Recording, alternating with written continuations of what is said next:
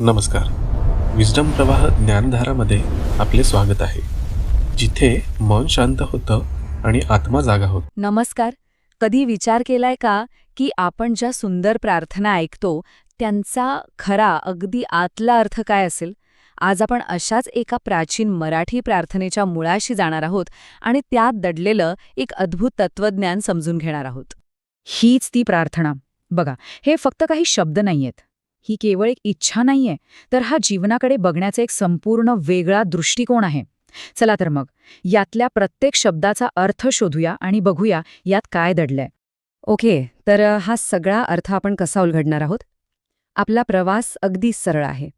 आधी आपण प्रार्थनेचा खरा अर्थ पाहू, मग गैरसमजाचं धुकं म्हणजे काय ते समजू, त्यानंतर स्वधर्माचा सूर्य काय आहे ते बघू, सुसंवादाची अवस्था म्हणजे नेमकी कोणती ते जाणू, आणि हो, शेवटी या सगळ्यातून आपल्याला काय शिकायचं आहे तेही पाहू.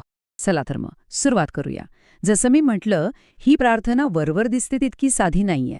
याच्या आतमध्ये खूप मोठं तत्वज्ञान आहे. आपण आता काय करणार आहोत, तर ह्या श्लोकाचा प्रत्येक भाग वेगळा करून त्याचा गहन अर्थ समजून घेण्याचा प्रयत्न करणार आहोत.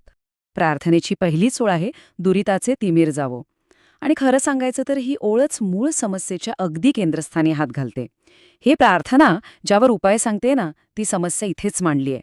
हे एक प्रकारचं आपल्या आतलं धुकं आहे, जे आपल्याला सगळं काही अस्पष्ट दाखवतं.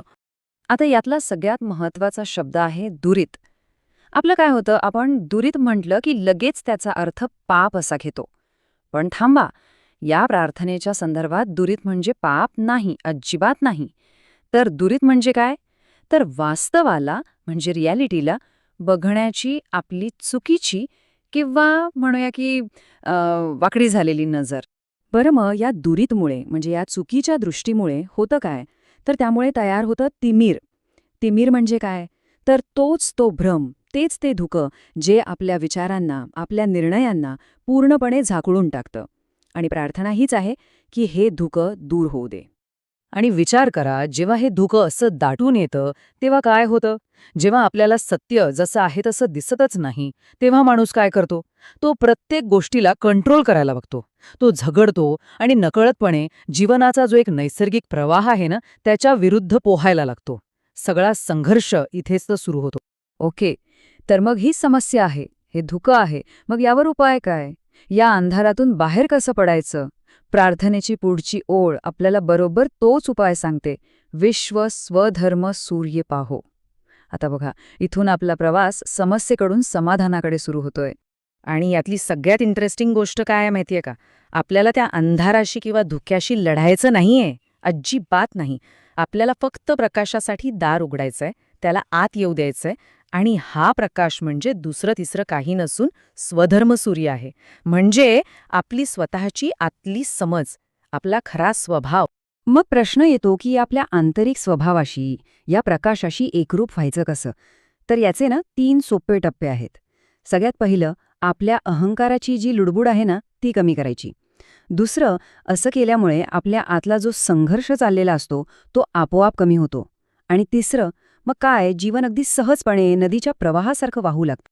आता आपण येतोय प्रार्थनेच्या त्या ओळीकडे, जिचा अर्थ बहुतेक वेळा म्हणजे अगदी हमखास चुकीचा लावला जातो. आणि ती ओळ आहे, जो जे वांशील तो ते लाहो. याचा नेमका खरा अर्थ आहे तरी काय? म्हणजे याचा अर्थ असा आहे का की आपल्या मनात जी काही सांसारिक इच्छा येईल, गाडी, बंगला, पैसा, ती सगळी लगेच पूर्ण होईल? आपण जे काही मागू ते सगळं आपल्याला मिळत जाईल, असा आहे का याचा अर्थ? तर याचं उत्तर आहे नाही, अजिबात नाही. ह्या ओळीचा अर्थ वरवर दिसतो तितका सोपा नाहीये. बघा, सर्वसाधारणपणे लोक याचा अर्थ लावतात इच्छांची पूर्तता. म्हणजे काय, तर जे हवं ते मिळवणं. पण याचा खरा खोल अर्थ आहे सुसंवादाची अवस्था.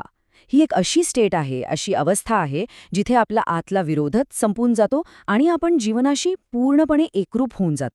म्हणजे मुद्दा काय आहे बघा, जेव्हा आपल्या आतला हा जो संघर्ष आहे ना, तो पूर्णपणे थांबतो, तेव्हा आपल्यासाठी ज्या गोष्टी खऱ्या अर्थाने योग्य आहेत त्या अगदी योग्य वेळी, कुठलाही त्रास न होता, कुठलाही संघर्ष न करता अगदी सहजपणे आपल्या आयुष्यात येतात. हे काहीतरी मागण्याबद्दल नाहीये, तर योग्य गोष्टी सहजपणे मिळण्याबद्दल आहे. तर मग ह्या सगळ्या विवेचनाचं सार काय? या संपूर्ण प्रार्थनेतून आपण एक असा महत्वाचा संदेश घेऊ शकतो जो आपल्या रोजच्या आयुष्यात सुद्धा खूप उपयोगी पडेल. जेव्हा आपली बघण्याची दृष्टी म्हणजे आपलं परसेप्शन वास्तवाशी म्हणजे रियालिटीशी मिळतं जुळतं होतं ना, तेव्हा आयुष्यातला सगळा संघर्ष संपतो. चुकीच्या दृष्टीमुळे जो संघर्ष निर्माण झाला होता तो योग्य दृष्टी मिळाल्यावर आपोआप विरघळून जातो.